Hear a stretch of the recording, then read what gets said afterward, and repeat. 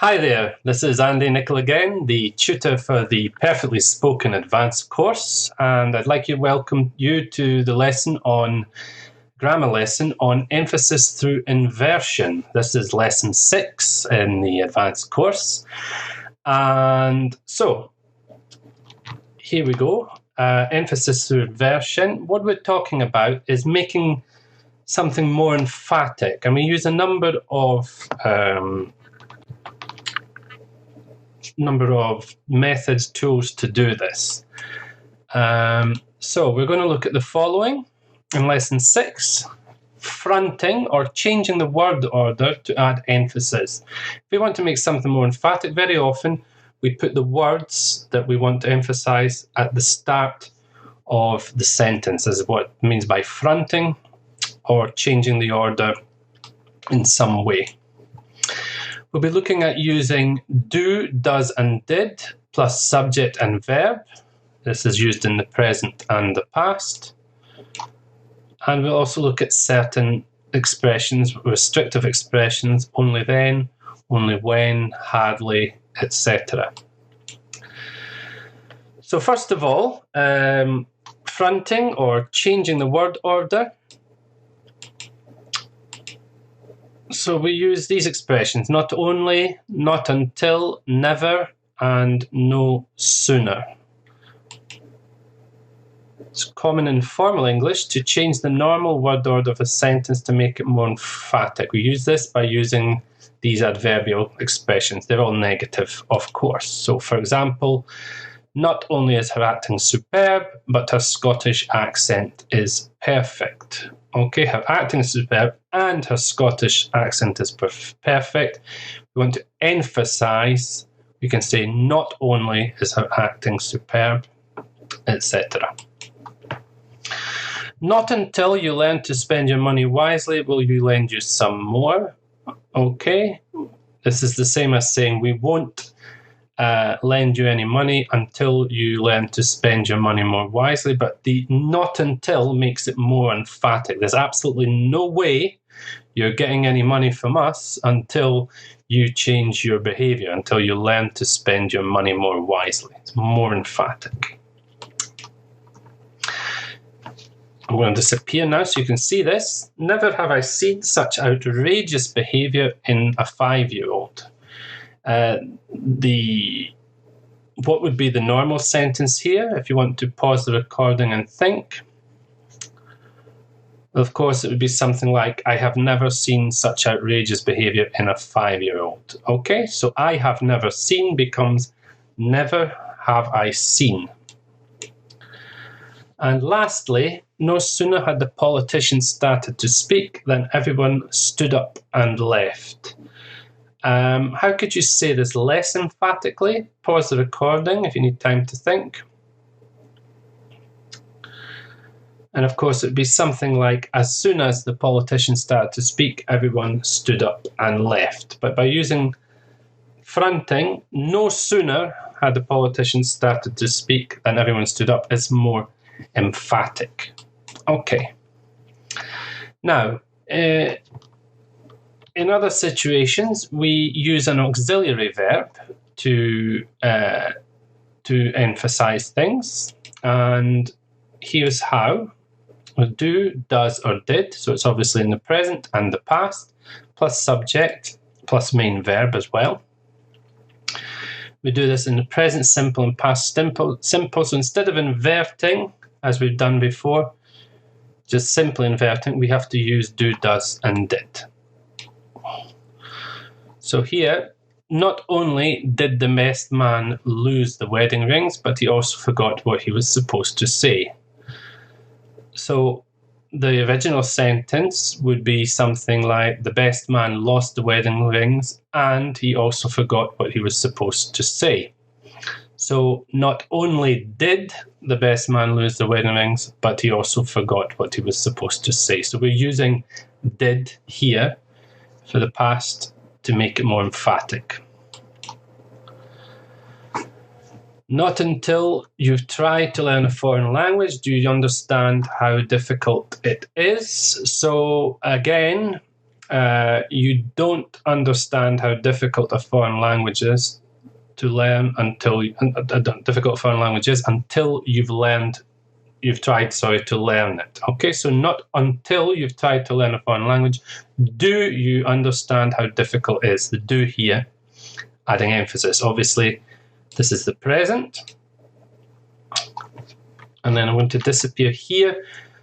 No sooner did your brother arrive than he began to cause problems. Obviously, the original sentence was something along the lines as soon as my brother arrived, he began to cause problems. Okay, so to make it more emphatic, we put no sooner did your brother arrive than he began to cause problems. Okay, and then finally on this, we have some restrictive expressions, some expressions that we use to say that only under these circumstances and so on. And so we're talking about only then or only when, hardly, scarcely, and rarely. So let's look at how we use these. Use inversion for emphasis after these expressions. I tidied the whole house. Only then was I able to put my feet up. Okay, this would be similar to saying I couldn't put my feet up until I tidied the whole house. So the only then makes it more emphatic. Only when I had finished the first few chapters did I realize what was happening in the novel. In other words, I didn't realize what was happening in the novel until I had finished the first few chapters. Only when I had finished the first few chapters did I. Here again, because it's the past, we're using the auxiliary verb did.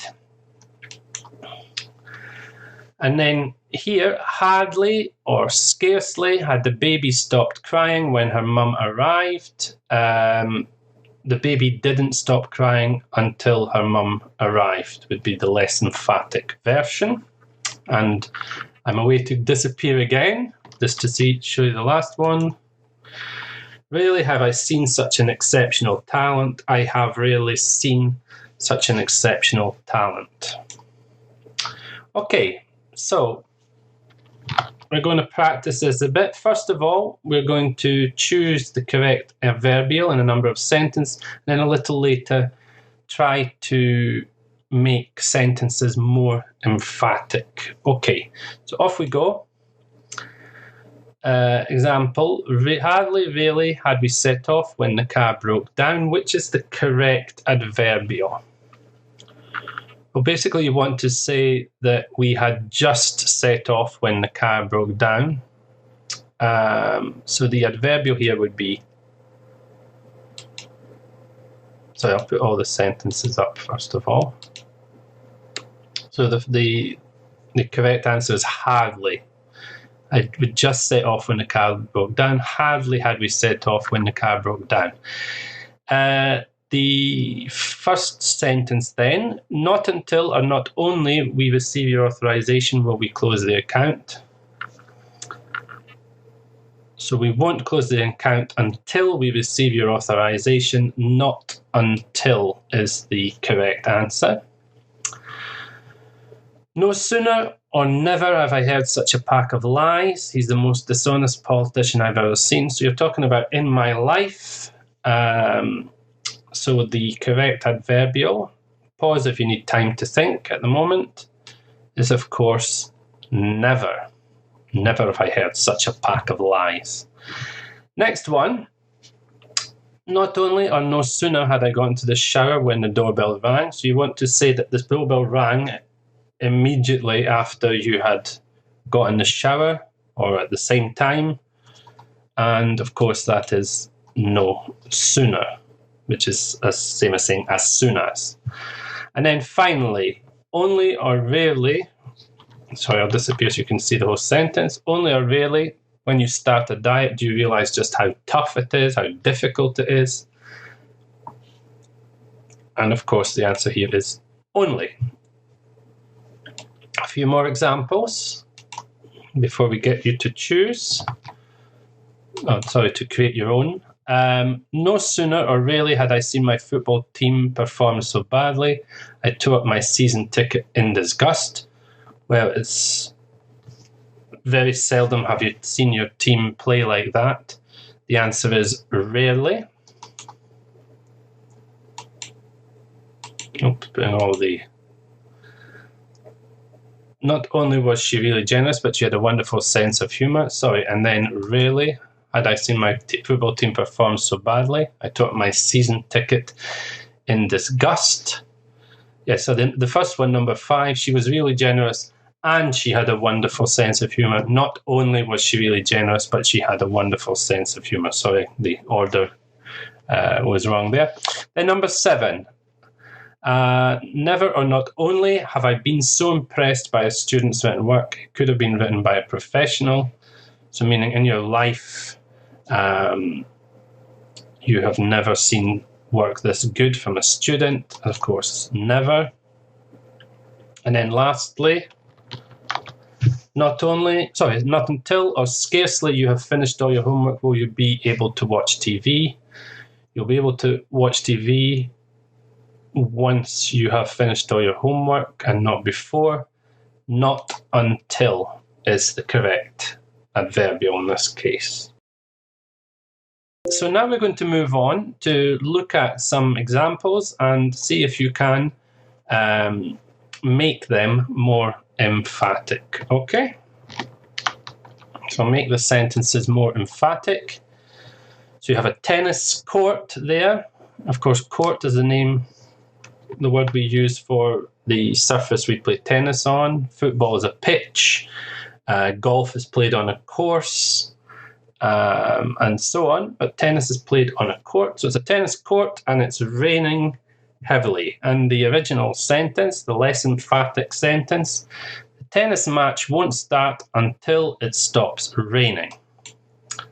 So using the adverbial not until, how could we make this more emphatic? I'd like you to pause the recording now so that you can think about it before I reveal, well, my answer. Okay, and the answer is not until it stops raining will the tennis match start. Okay, next one.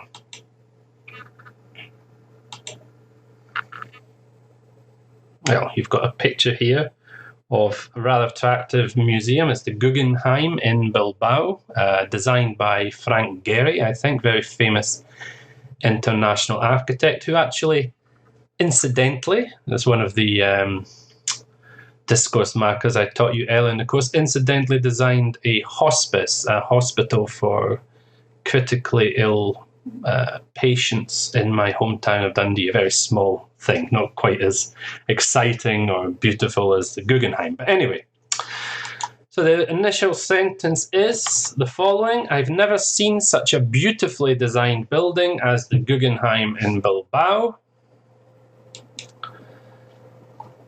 Bilbao, of course, being in the Basque Country in Spain. Never. So, again, pause the recording here if you need time to think about it. Never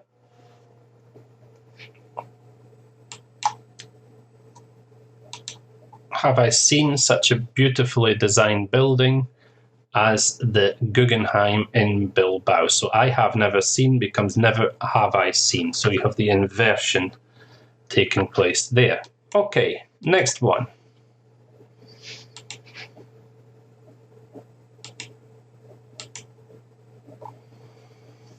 So you have the image of broken promises. Somebody's promised to do some things and then has not done it, broken the promises, and as a result, lots of people are very angry. He's made a lot of, or she, well, he in this case has made a lot of enemies. So not only a lot of enemies. Pause the recording to allow you time to think. And the answer is, not only did he break his promises, but he made a lot of enemies. Not only Did he break? Did here, because he broke obviously is past simple, so we use the auxiliary did here. Next one. Okay, we've got a woman shouting out. I had hardly left the room when I heard someone calling my name. So hardly when I heard someone call my name. I had hardly left the room. Hardly, invert. Had I left the room when I heard someone calling my name. Next one.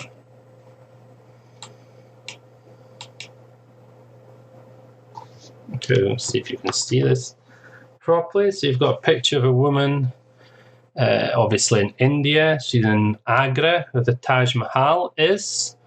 And the sentence is, until you've lived for some time in another country, you don't understand its culture. Not until